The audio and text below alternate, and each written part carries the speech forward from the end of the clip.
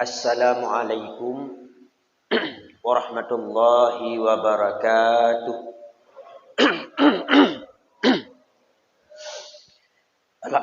Alhamdulillahi rabbil alamin alladzi an'amana wa hadana ala dinil Islam wa bi ni'matihi tatimmus shalihat. Afdhalus salati wa azkat taslimi ala sayyidina wa habibina wa syafi'ina wa qurrati a'yunina Muhammad al-Mukhtar wa ala alihi wa ashabihi al-muhajirin wal ansar wal akabirin wal asghar. Thumma qala Allah ta'ala fil Qur'anil Karim, A'udzu billahi minasy syaithanir rajim. Bismillahirrahmanirrahim. Wal takum minkum ummatun yad'una ilal khairi wa ya'muruna bil ma'ruf wa yanhauna 'anil munkar. Wa qala Rasulullah sallallahu alaihi wasallam, Idza ra'aitumur rijal ya'tadduna al-masjid fa ashhidu bi anna lahumul iman. Wa qala Rasulullah sallallahu alaihi wasallam fil hadits al-ukhra, ittaqillaha haitsu ma kunta wa atbi'is sayyi'ata al-hasanata tamhuha wa khaliqin nasa bi khuluqin hasan. Hadirin wal hadirat sidang jamaah subuh yang insyaallah dimuliakan Allah. Kita hendaknya senantiasa berada di dalam keadaan bersyukur kepada Allah atas limpahan rahmat, kasih sayang dan karunia Allah kepada kita semua. Allah yang telah memilih kita menjadi hamba-hamba yang istiqamah di dalam taat. Karena mendapatkan istiqamah ini sangatlah berat. Banyak orang yang diberikan hidayah oleh Allah tapi belum mendapatkan taufik. Orang tahu pahala salat berjamaah itu besar. Orang tahu bahwa salat berjamaah itu pahalanya dikalikan 20 derajat, 27 derajat. Orang tahu itu. Tapi untuk mendapatkan taufik, kekuatan untuk mampu ia kerjakan, itu belum tentu dia dapatkan. Ramai urung tepu sembahyang berjamaah 27 geberi pahala tengku. Tapi untuk kubut, hanya mandum lakukan. Hanya orang-orang yang diberikan taufik oleh Allah yang mampu melaksanakannya. Maka kita senantiasa dalam keadaan bersyukur kepada Allah. Selanjutnya rahmat dan sejahtera senantiasa kita doakan. Moga kiranya sampai kepada penghulu kita Nabi besar Muhammad sallallahu alaihi wasallam dan kepada al dan sahabatnya sekalian. Ta'zim dan takrim kepada yang mulia Tengku Imam Syekh katanya bersama, gure-gure katanya, bapak-bapak, ibu-ibu, ketua SMS, dan kepada seluruh hadirin yang tidak dapat saya sebutkan satu persatu, semuanya kita mintakan semoga Allah meridai apa yang kita lakukan. Dan kita senantiasa dalam rahmat dan lindungan Allah subhanahu wa ta'ala. Hadirin sidang jemaah pendengar yang dirahmati Allah. Nepegah li Allah dalam Al-Quran. Wal takum minkum ummatu yada'una ilal khairi. Hendak adalah sebahagian daripada kamu wahai umat. Itulah orang-orang yad'una ilal khairi yang mau mengajak kepada kebaikan. Wa tanhauna 'anil munkar, dan kalianlah orang yang menegah daripada perbuatan-perbuatan mungkar. Maka kita yang mengajak kepada kebaikan, yang melarang kepada perbuatan mungkar, itulah orang-orang yang terbaik. Tanyuruh dalam golongan terbaik karena getanyona perhatian terhadap kebaikan. Di antara kebaikan-kebaikan yang tanyo lakukan adalah mengajak orang-orang untuk ikut bergabung dalam berjamaah. Lebih-lebih lom jamaah subuh. Karena ciri-ciri iman itu bersinar pada jamaah subuh.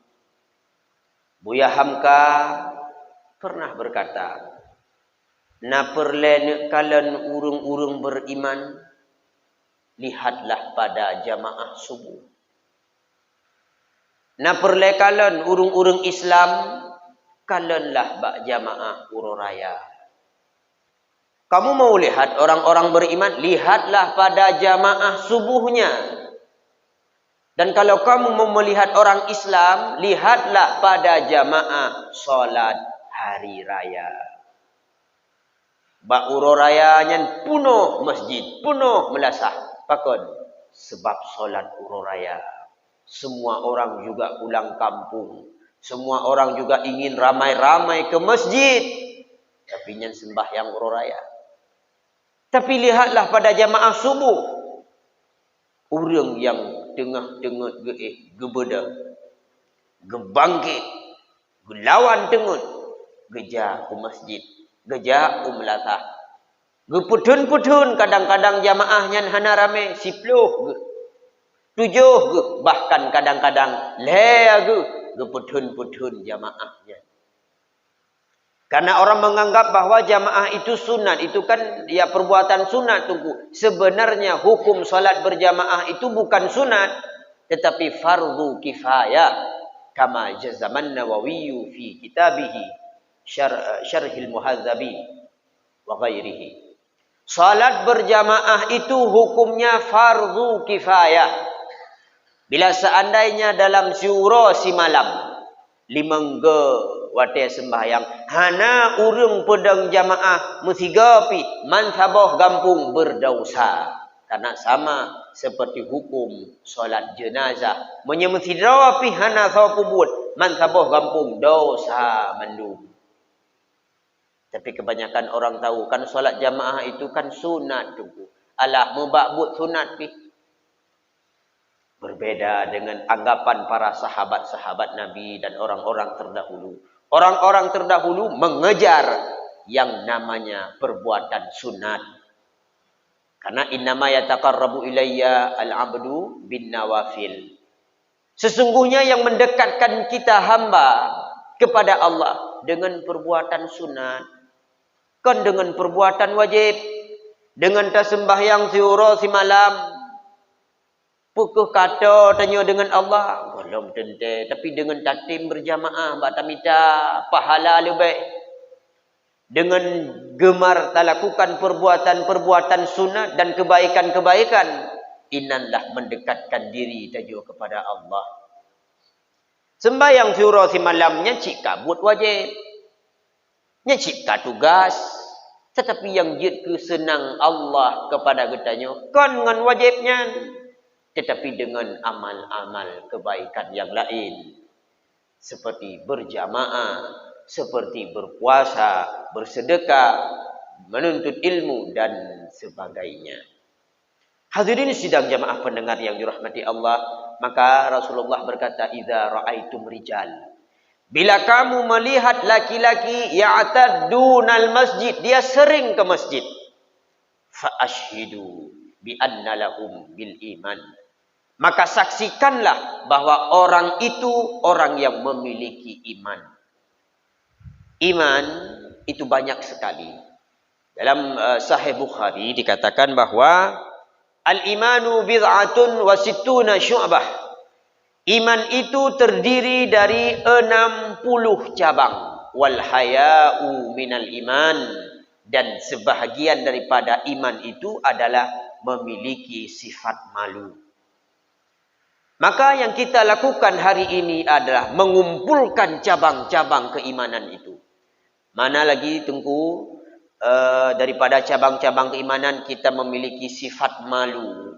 Kita punya sifat adab, sopan santun. Itu salah satu daripada cabang iman. Kita menghormati tetangga kita. Kita sayang kepada tetangga kita. Itu juga satu cabang daripada cabang-cabang iman. Kita memuliakan tamu-tamu kita. Tapu mulia jamaah yang teruh bak tempat tanya. Yang adalah satu di antara cabang-cabang keimanan. Tanya juga berlaku baik dengan tetangga. Kemudian menghormati tamu. Kemudian berkata baik. Itu juga satu di antara cabang-cabang keimanan. Dan berbagai macam yang lain. Kegiatan yang kita lakukan sehari-hari adalah mengumpulkan cabang-cabang keimanan itu. Maka di antara umat Nabi Muhammad SAW, siapa yang paling berat timbangan imannya? Abu Bakar As-Siddiq radhiyallahu ta'ala anhu. Maka pegah li Rasulullah. Bila seandainya tak kumpulkan manusia semenjak masa Nabi Allah Adam sampai kepada manusia yang lahir bak bine fajar kiamat, tak kumpulkan ubina iman manusia-manusianya kecuali Nabi, tak puduk di atas sabuh cing, di atas sabuh neraca. Kemudian tak cok iman Abu Bakar Siddiq, tak puduk di atas uncing yang selanjutnya. Sabuh neraca yang lain, gehan iman Abu Bakar Siddiq, hana mupat tinggal iman gedanya.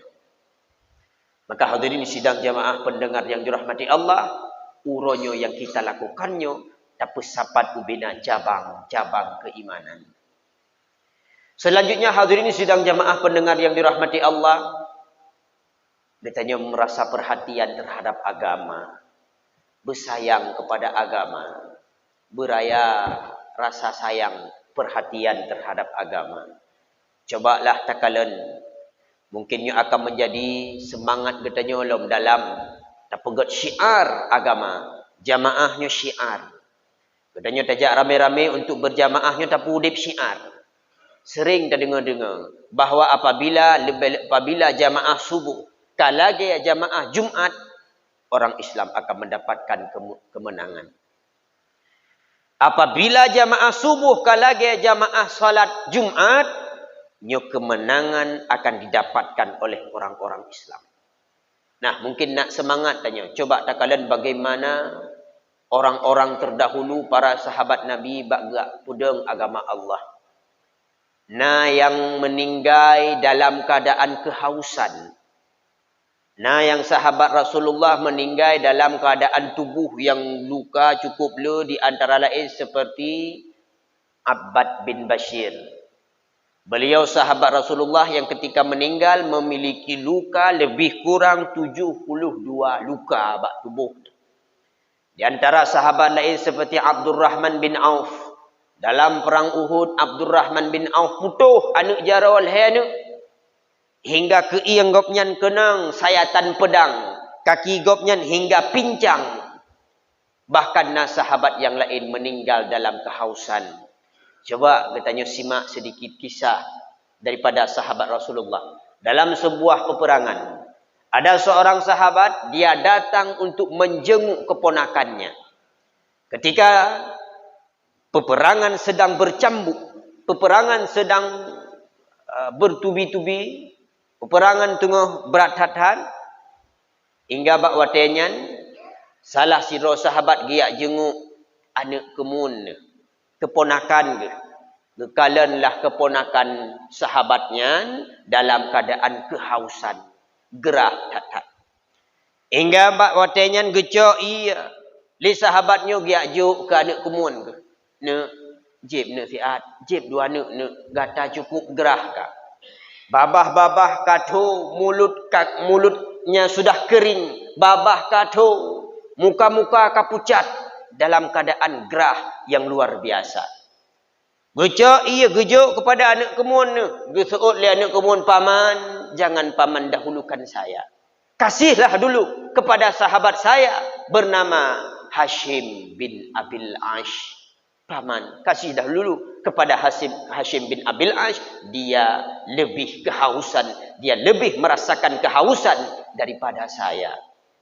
Paman gehnyan gu usap air mata, ya Allah anak mertua dalam keadaan lagenyo berat gerah ke manteng tingat ke kegop. Gejak pamannya bunuh gejuk kepada Hashim bin Abil Ash. Ketika truk kedih bah Hashim bin Abil Ash nak getuangkan air ke dalam mulutnya, nak minum nak. Jeb anak mertua kata cukup gerah kak. Tak jeb anak. Gekeun li Hashim bin Abil Ash, paman, be ilih paman bi kelung. Nah, lom sahabat lung yang lebih gerah ni bak lun, wahai paman. Siapa? Jahmi bin Hudzaifah. Dia lebih merasakan kehausan daripada saya. Berangkat lom sahabatnya menangis, ya Allah, ya Tuhan ku anak mertua. Dalam keadaan cukup gerah lagi nyo mantang tingat ke kegop anak mertua. Berangkat lom sahabatnya gejak bak Hashim bin Abil Ash, kemudian berangkat kepada Jahmi bin Hudzaifah.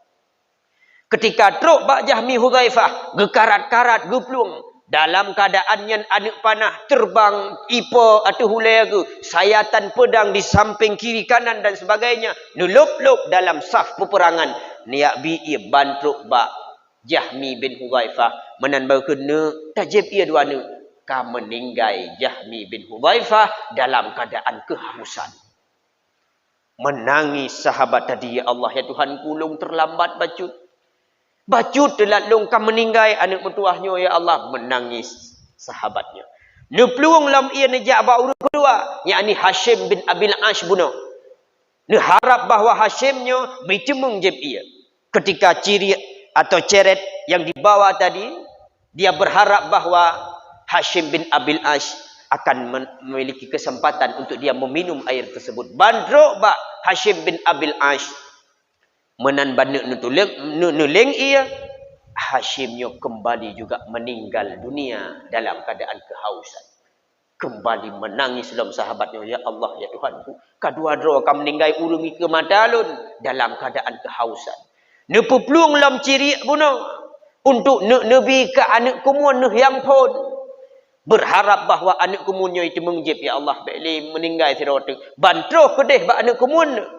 Kembali anak kumun gopnyan meninggal pula dalam keadaan kehausan. Hadirin sidang jemaah pendengar yang dirahmati Allah. Coba tanya kalian bagaimana perjuangan para sahabat-sahabat dulu dalam membangkitkan agama Islam ini. Ketika membangun agama Islam, berbagai macam keadaan, ujian yang mereka hadapi, yang mereka terima. Maka orangnya agama kata deng bak getanyo, tinggai getanyo pedeng petimang, tinggai getanyo jaga, tinggai getanyo jak dalam keadaan aman. Maka mari bersemangat tanya. Perjuangan kita hari ini, kalau kita bandingkan dengan sahabat-sahabat dulu, dengan orang-orang terdahulu, sebenarnya tidak ada apa-apanya. Tapi ketika kita bandingkan hari ini, kita telah berusaha seperti ini, nyo alhamdulillah, tanyo lebih ged uronyo kebanding orang yang duduk di rumah, yakni urang yang hana berempat taufik. Maka hidayah itu perlu dicari. Hidayahnya baik dapat. Jangan duduk diam manis. Hidayah tamita. Lagi urung pajuh bu. Tajok bu, letabuh lampingan, taap, taun. Baik tajok bu, tak pedu ike, tak ada bu. Kai kena labah. Kai ju, kai hani bunyan. Ibancit tajok, tamat, taap, taun. Insya-Allah baru terawati. Hadirin sidang jamaah subuh yang dirahmati Allah. Getanya udip dalam dunia sementara hanta tujuan pajan abih masa hati. Udip getanya manusia umpama boh mamplam. Boh mamplam cobalah takalan hana wate katuha mandum merhut.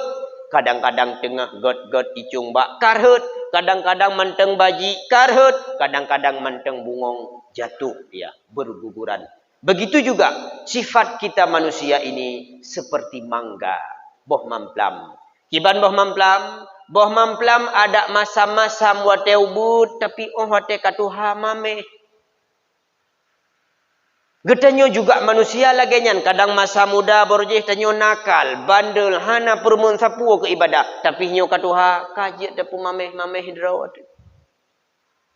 Jangan udip getanyo nyo lagi umpama boh limeng, kiban boh limeng dari Ubud, Masam Karaya, Masam Katuha, Masam kajet ke boh sunti, manteng Masam. Hana mameh hidrawat. Nyamanya udip tu lagi boh limeng kajet tajok tapi dapat ke katham. Artinya udip lagi boh mamplam. Ada masa-masa wate ud, masa-masa wate muda, tapi wate katuha, wate jika masa mameh ini katanya. Hadirin sidang jamaah pendengar yang dirahmati Allah. Sangka memadai. Dari apa yang kita sampaikan, moga menjadi manfaat dan menjadi ilmu tambahan atau ulangan bagi saya sendiri, hendaknya bagi kita semuanya, bahwa sesungguhnya orang yang gemar ke masjid, ya'tadunal masjid, itulah orang-orang yang memiliki iman. Dan orang itu diakui oleh Rasulullah memiliki keimanan. Dalam ayat juga dipegah oleh Allah, innama ya'muru masajidallah alladzina amanu. Yang pemakmur masjid, yang perame masjid, yang galak jauh masjid, nyan nyan urang beriman. Itu sudah dikatakan oleh Allah di dalam Al-Quran. Hadirin sidang jamaah pendengar yang dirahmati Allah, hanya sekian yang dapat saya sampaikan. Lebih dan kurang saya mohon maaf. Akhirul kalam. Billahi taufiq wal hidayah wa ridha wal inayah. Wassalamu alaikum warahmatullahi wabarakatuh.